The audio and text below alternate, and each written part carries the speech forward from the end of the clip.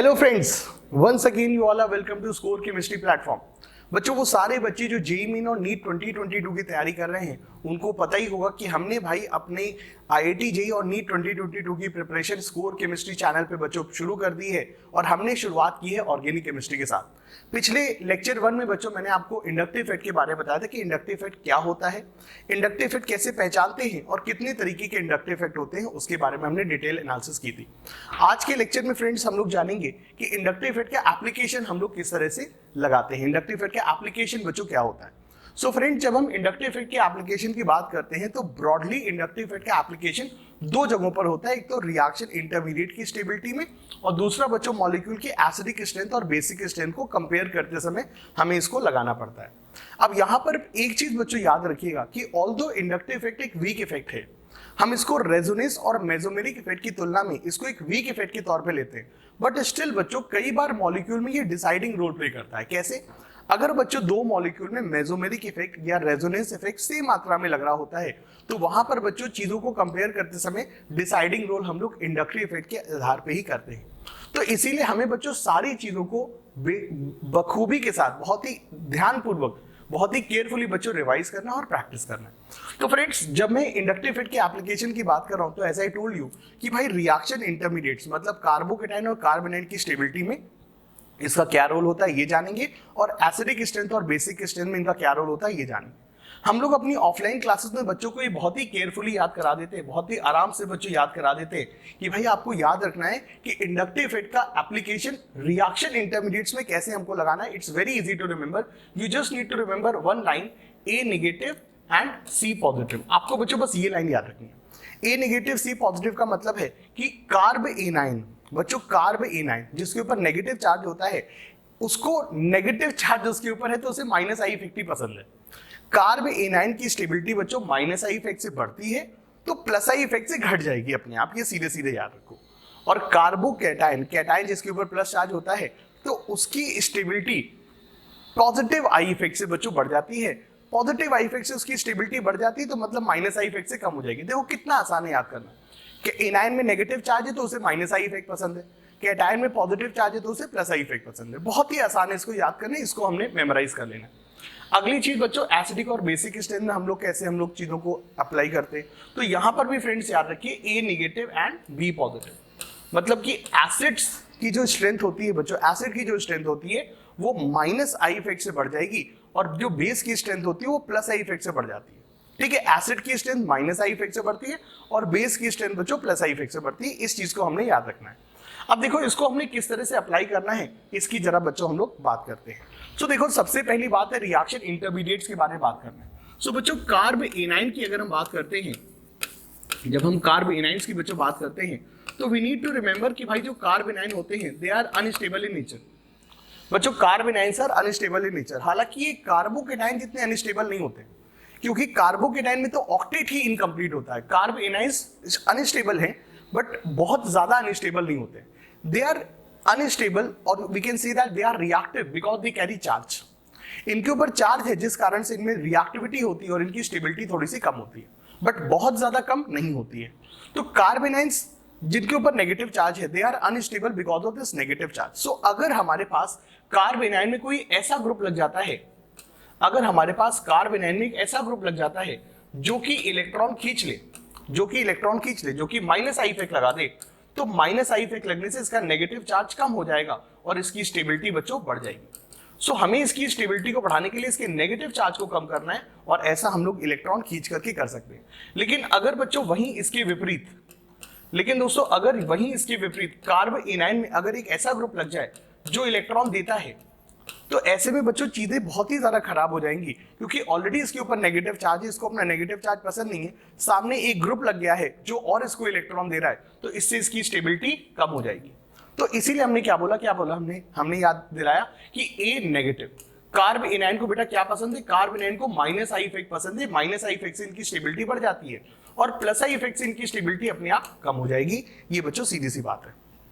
ठीक है, ये बच्चों हमारी सीधी सी बात है। अब अगर मान लीजिए फ्रेंड्स कि यहीं पर बच्चों हम लोग यहां पर बना देते किसको, कार्बोकेटाइन के जब हम बना देते यहीं पे, चलिए इसको थोड़ा सा अलग बना देते।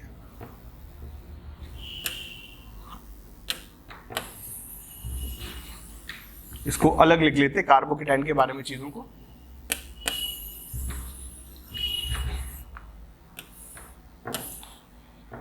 सो फ्रेंड्स, अगर मान लीजिए हम लोग यहीं पे कार्बोकेटाइन की अगर हम बात करें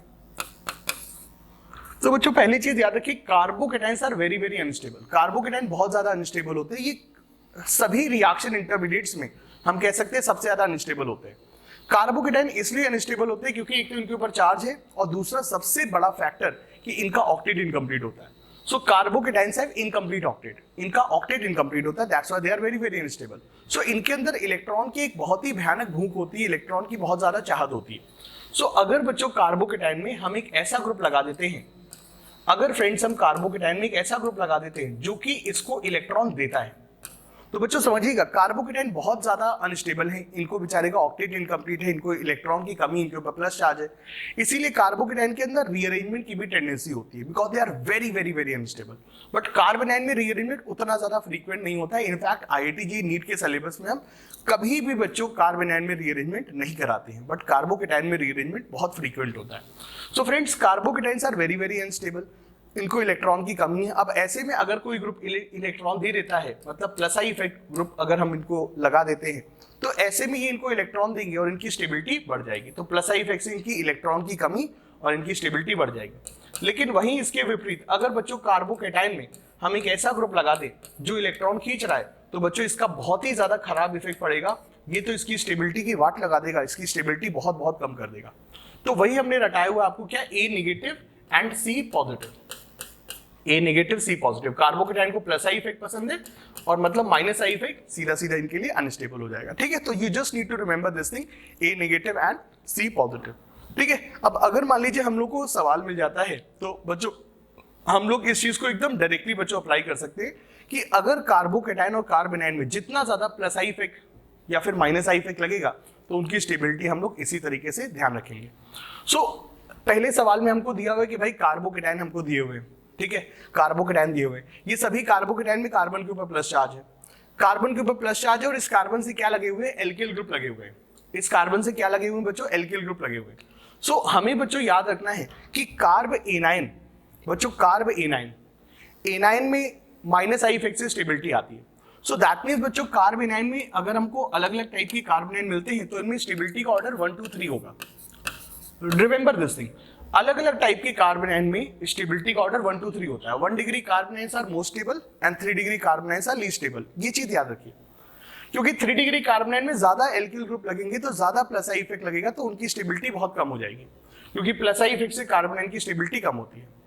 तो इसको भी बच्चों याद करना बड़ा आसान है। एनाइन को क्या पसंद है, माइनस आई इफेक्ट, क्योंकि इसके ऊपर नेगेटिव चार्ज है, याद कर लिया। एक और चीज याद कर लो कि एनाइन ए इंग्लिश का पहला अल्फाबेट है, तो यहाँ पे स्टेबिलिटी ऑर्डर भी 1 2 3 है। और वहीं दूसरी तरफ कैटाइन, वहीं दूसरी तरफ बच्चों कैटाइन, कैटाइन जब हम कार्बोकेटाइन की बात करेंगे तो बच्चों कार्बोकेटाइन, कैटाइन सी है, इंग्लिश का तीसरा अल्फाबेट है, तो यहाँ पे स्टेबिलिटी ऑर्डर 3 2 1 होता है। 3 डिग्री कार्बोकेटाइन्स आर मोर स्टेबल, क्यों, क्योंकि 3 डिग्री कार्बोकेटाइन में कार्बोकेटाइन के ऊपर 3 एल्किल ग्रुप लगे हुए हैं, 3 तरफ से प्लस आई इफेक्ट आएगा तो वो ज्यादा स्टेबल होगा, क्योंकि प्लस आई इफेक्ट कार्बोकेटाइन को स्टेबलाइज करता है। प्लस आई इफेक्ट बच्चों कार्बोकेटाइन को स्टेबलाइज करता है। ठीक है, तो ये भी हमको याद रखना है। 1 2 3 और 3 2 1 बहुत ही फ्रीक्वेंटली हमको याद रखना है। 1 2 3 और 3 2 1 बहुत फ्रीक्वेंटली याद रखना है। अब यहाँ पे एक अलर्ट याद रखना, ये 1 2 3 और 3 2 1 कब लगाना है, जब मॉलिक्यूल में कोई और इफेक्ट नहीं लग रहा है, रेजोनेंस नहीं लग रहा है, हाइपर कंजुगेशन नहीं लग रहा है, तब आप ये सब लगाओगे। सो अगर मॉलिक्यूल में सिर्फ इंडक्टिव इफेक्ट ही एप्लीकेबल है, तो हम चीजों को इंडक्टिव इफेक्ट के आधार पे चीजों को कंपेयर करेंगे और वहां पे स्टेबिलिटी ऑर्डर ये लगता है। ठीक है, ये चीज बच्चों याद रखना। जब हम रिएक्शन की मैकेनिज्म वगैरह कर रहे होते हैं तो वहां पर प्रोबेबल साइट ऑफ अटैक के लिए हमें ये ऑर्डर बहुत ही फ्रीक्वेंटली अप्लाई करना होता है। ठीक है, तो याद रखो कार्ब एनाइन, एनाइन में नेगेटिव चार्ज है तो उसे माइनस आई इफेक्ट पसंद है। कार्ब एनाइन, एनाइन ए इंग्लिश का पहला अल्फाबेट है, तो यहाँ पे स्टेबिलिटी ऑर्डर 1 डिग्री कार्बोनाइन सबसे ज्यादा स्टेबल, फिर 2 डिग्री 3 डिग्री। कार्बोकेटाइन, कैटाइन में प्लस चार्ज है तो उसे प्लस आई इफेक्ट पसंद है। कार्बोकेटाइन, कैटाइन में सी है, इंग्लिश का तीसरा अल्फाबेट है, तो स्टेबिलिटी ऑर्डर 3 2 1 है। ठीक है, इसको हम लोग याद रखेंगे। तो अब अगर हमको इस तरह से सवाल यहाँ पे मिल जाता है, now it is very clear क्या क्या ध्यान रखना है। कार्बोकेटाइन से सिर्फ एल्किल ग्रुप लगे हुए हैं, कोई दूसरा इफेक्ट नहीं दिख रहा है यहाँ पे सीधे सीधे, तो सीधे सीधे हम लगा देंगे कार्बोकेटाइन, कैटाइन सी, इंग्लिश का तीसरा अल्फाबेट, तो स्टेबिलिटी ऑर्डर यहाँ पे 3 to 1 होगा, ये 3 डिग्री कार्बन है सबसे ज्यादा स्टेबल, फिर 2 डिग्री एंड देन 1 डिग्री। तो यहाँ पे स्टेबिलिटी ऑर्डर हो जाएगा ABC। और ये सब कार्ब एनायन है, सिर्फ कार्बन पे नेगेटिव चार्ज है, कोई और एल्किल ग्रुप, कोई और इलेक्ट्रॉनिक इफेक्ट नहीं है, सिर्फ एल्किल ग्रुप लग रहा है यहाँ पर, सिर्फ कार्बन चेन से अटैच है। तो यहाँ पर कार्ब एनायन, एनायन ए इंग्लिश का पहला अल्फाबेट, तो स्टेबिलिटी ऑर्डर यहाँ पर CBA हो जाएगा, क्योंकि 3 डिग्री कार्बन, क्योंकि 1 डिग्री कार्बन सबसे ज्यादा स्टेबल होगा, followed by 2 degree and the least stable would be 3 degree carbon है। ठीक है, ये बच्चों हम लोग ध्यान रखेंगे। इसके बाद बारी आती है हमारी एसिडिक और बेसिक स्ट्रेंथ की, कि भाई हमें अगर मॉलिक्यूल के acidic and basic strength compare करने तो कैसे कंपेयर करें। तो फ्रेंड्स, जब हम एसिडिक स्ट्रेंथ और बेसिक स्ट्रेंथ की बात करते हैं तो एसिड्स वो अच्छे होते हैं जो आसानी से और जल्दी H+ देते हैं। ठीक है बच्चों, याद रखना, एसिड वो नहीं जो ज्यादा H+ देंगे, H+ निकलने की टेंडेंसी, H+ निकलने की इजीनेस वो उनके अंदर ज्यादा होती है। सो जब हम दो एसिड को कंपेयर कर रहे हैं, दोनों को एक एक H+ देना है, कम ज्यादा नहीं देना है, दोनों को एक एक H+ देना है, लेकिन कहां से H+ निकलना आसान है वो हमको देखना होता है। सो एसिड्स वो अच्छे होते हैं जहां से H+ निकलना आसान होता है, इजी होता है। अब बच्चों, H+ निकलना कब इजी होगा? H+ निकालने के लिए हमें पहले तो H+ बनाना होगा और फिर उसको हमें तोड़ करके, बॉन्ड तोड़ करके, हाइड्रोजन का बॉन्ड तोड़ करके निकालना होगा। तो ये दो चीजें होती है, एक तो H के ऊपर कहां पे पॉजिटिव चार्ज जल्दी फॉर्म हो रहा है, और दूसरा H का बॉन्ड कितना वीक है। ये दो फैक्टर बच्चों एसिडिक स्ट्रेंथ के लिए गवर्न, एसिडिक स्ट्रेंथ कंपेयर करते समय हम लोग देखते हैं। सो जब हम मॉलिक्यूल के एसिडिक स्ट्रेंथ को कंपेयर कर रहे होते हैं तो यहां पे फ्रेंड्स हमको याद रखना है कि एसिडिक स्ट्रेंथ मॉलिक्यूल की जो होती है वो -I इफेक्ट से बढ़ती है और +I इफेक्ट से घटती है। इसके पीछे रीजन क्या है कि अगर हमारे पास एक एसिड है, अगर हमारे पास एक एसिड है तो सर्टेनली वहां पे हाइड्रोजन तो होगा ही। अब इस हाइड्रोजन के ऊपर जितना ज्यादा -I इफेक्ट लगेगा, तो -I इफेक्ट लगने से इस हाइड्रोजन पे उतना ज्यादा पॉजिटिव चार्ज फॉर्म होगा, और ज्यादा पॉजिटिव चार्ज मतलब H+ का बनना और निकलना इजी हो जाएगा, ऐसा हम आराम से कह सकते हैं।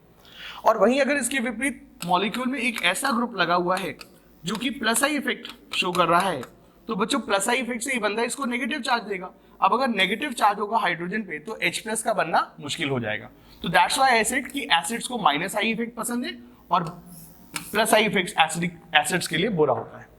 जब हम बेसिक स्ट्रेंथ की बात करेंगे तो चीजें एकदम इसकी रिवर्स हो जाएंगी, बट जो कंसेप्ट है उसको प्लीज ध्यान रखिए कि बेस को +I इफेक्ट पसंद है और -I इफेक्ट उनके लिए हानिकारक है। अब ऐसा क्यों है इसको समझ लेते हैं। बच्चों, जब हम बेस की बात करते हैं तो हम लोग बेस के तौर पे ये देखना होता है कि जो मॉलिक्यूल है वो कितनी जल्दी H+ को अपने पास बुला सकता है। भाई देखो, एसिड ने H+ लिबरेट किया है, अब जो H+ सोल्यूशन में घूम रहा है वो एक ही चीज ढूंढ रहा है कि भाई उसको कहीं से इलेक्ट्रॉन मिल जाए। सो जितना ज्यादा इलेक्ट्रॉन है, और इलेक्ट्रॉन होने से ज्यादा इलेक्ट्रॉन देने की टेंडेंसी भी बच्चों होनी चाहिए। सिर्फ इलेक्ट्रॉन होने से मतलब नहीं, इलेक्ट्रॉन देने की टेंडेंसी भी होनी चाहिए। सो किसी एटम के पास जितने ज्यादा इलेक्ट्रॉन है और इलेक्ट्रॉन देने की टेंडेंसी जितनी ज्यादा है, उतना ज्यादा वो अच्छा बेस होगा। अब अगर किसी के पास नेगेटिव चार्ज ज्यादा है तो वो H+ को जल्दी अट्रैक्ट करेगा और रिएक्शन उसकी H+ के साथ जल्दी होगी। तो वी कैन से दैट जितनी ज्यादा किसी के पास इलेक्ट्रॉन डेंसिटी है उतना अच्छा वो बेस हो सकता है। But tendency is also a very big thing, जो कि हम लोग आगे फंक्शनल ग्रुप पढ़ते समय हम लोग देखेंगे, जब हम लोग एक सेपरेट एसिड और बेसिक स्ट्रेंथ का after resonance, after mesomeric effect, जब हम एक सेपरेट लेक्चर लेंगे कि भाई सारे तरह के एसिड्स बेस अगर आ जाते हैं तो उनमें कैसे चीजों को कंपेयर करें, तो वहां पे हम लोग आपको पूरे फंक्शनल ग्रुप की टेंडेंसी के आधार पे सारी चीजों को और अच्छे से एक्सप्लेन करेंगे। बट सारी चीजों को बच्चों सीक्वेंशियली हमें फॉलो करना है, हर एक लेक्चर को हमें बच्चों सीक्वेंशियली फॉलो करना है। लेक्चर वाइज बच्चों पूरा का पूरा यूट्यूब, फेसबुक, इंस्टाग्राम पे आपको सारी चीजें हम लोग प्रोवाइड कर रहे हैं। शॉर्ट नोट्स प्रोवाइड कर रहे हैं बच्चों हम आपको मेमोरी मैप्स बच्चों प्रोवाइड करेंगे। बट आपको बच्चों कंसिस्टेंटली चीजों को फॉलो करना है और हमारे साथ बच्चों बने रहना है, ठीक है। तो बेसिक स्ट्रेंथ के लिए याद रखेंगे कि बेस को +I इफेक्ट पसंद है, एसिड को -I इफेक्ट पसंद है। जस्ट पहले तो इसको मेमोराइज करो, A negative B positive, A negative B positive, A negative B positive, that is very important thing. मैं ऑफलाइन क्लास में बच्चों को ये बोलता हूं कि यार समझना तो जरूरी है ही चीजें, आप समझो चीजें, बट बेटा समझने के बाद केमिस्ट्री में उसके मेमोरी मैप्स भी बनाना जरूरी है, उसको 50 बार रिवाइज करना भी जरूरी है। 50 बार रिविजन इज मस्ट, क्योंकि केमिस्ट्री में आप जो चीजें देख रहे हो आप इनको रियलिटी में नहीं देख रहे हो ना। कार्बोकेटाइन आपने रियलिटी में नहीं देखना है, कार्बन एंड रियलिटी में नहीं देखना है, आप कोई रिएक्शन को रियलिटी में नहीं कर रहे हो। That's the basic flaw of our education system, but अब हम उसमें लड़ाई नहीं कर सकते ना। सो हमें एग्जाम की तैयारी करनी है, हमें एग्जाम क्रैक करना है, सब लोगों के साथ यही प्रॉब्लम है। तो प्लीज बच्चों एक बार समझने के बाद उसको कंसिस्टेंटली 50 बार तक उसे रिवाइज करना जरूरी है, शॉर्ट नोट्स के द्वारा रिवाइज करना है। इसीलिए हम शॉर्ट वीडियोस भी आपके लिए बना रहे हैं कि आप जरूरत पड़ने पे इन शॉर्ट वीडियोस को तुरंत देख करके अपनी तैयारी को कंसोलिडेट कर सके। So guys A negative B positive, A negative B positive, ठीक है, ये चीजें होगी। अब अगर मान लीजिए फ्रेंड्स हमको ये 4 मॉलिक्यूल दिए गए और हमें इनका एसिडिक स्ट्रेंथ कंपेयर करना है, ठीक है, हमें इनका एसिडिक स्ट्रेंथ कंपेयर करना है। देखो सवाल किस तरह से आ सकते हैं, आपको बोल दिया इनका एसिडिक स्ट्रेंथ कंपेयर करो, ठीक है, आपको बोल दिया इनका पीके कंपेयर करो। ये 2 तरह से सवाल आ सकता है, आपको बोल दिया इनका एसिडिक स्ट्रेंथ कंपेयर करो, आपको बोल दिया इनका पीके कंपेयर करो। सो गाइस पहले तो एसिडिक स्ट्रेंथ कंपेयर करते हैं। बच्चों देखो एसिडिक स्ट्रेंथ कंपेयर करने में हम लोग एक सेपरेट वीडियो भी प्लान करेंगे, बट बिफोर दैट अभी इस सवाल के हिसाब से भी हम लोग चीजों को सीखना शुरू करते हैं। जब भी हम एसिडिक या बेसिक स्ट्रेंथ कंपेयर करते हैं, सबसे पहले हमें मॉलिक्यूल में क्या देखना है, फंक्शनल ग्रुप। सबसे पहले हमें मॉलिक्यूल में क्या देखना है, फंक्शनल ग्रुप। हमने बच्चों सबसे पहले मॉलिक्यूल में फंक्शनल ग्रुप देख लेना है। सभी मॉलिक्यूल में फंक्शनल ग्रुप सेम है। अगर बच्चों फंक्शनल ग्रुप डिफरेंट होता तो ये सवाल पूरा बदल जाता, ठीक है, सवाल पूरा बदल जाता। इन सभी मॉलिक्यूल में फंक्शनल ग्रुप सेम है तो सभी मॉलिक्यूल की एक नॉर्मल एसिडिक बिहेवियर कंपैरेबल है। अब उस नॉर्मल एसिडिक बिहेवियर में किसका 19 है किसका 21 है वो देखना है, किसका थोड़ा सा ज्यादा है किसका कम है ये देखना है। तो ऐसे में हमें जो फंक्शनल ग्रुप के साथ अटैच ग्रुप है उनका इलेक्ट्रॉनिक इफेक्ट देखना है। अगर माइनस आई इफेक्ट है तो एसिडिक पावर बढ़ जाएगी, प्लस आई इफेक्ट है एसिडिक पावर घट जाएगी। तो बच्चों हमने आपको लेक्चर 1 में बताया था कि कौन से ग्रुप का क्या इफेक्ट होता है, ये आपको पहचाना आता है। सो यहाँ पे बेटा एल्किल ग्रुप लगा हुआ है, इसका प्लस आई इफेक्ट होगा। एल्किल ग्रुप है, इसका प्लस आई इफेक्ट होगा। प्लस आई इफेक्ट से एसिडिक पावर कम होती है, ए नेगेटिव। यहां पर CH2OCH3 है बेटा, OCH3 इलेक्ट्रोनेगेटिव एटम है, इलेक्ट्रोनेगेटिव एटम का माइनस आई इफेक्ट होगा और माइनस आई इफेक्ट से एसिडिक पावर बढ़ जाएगी।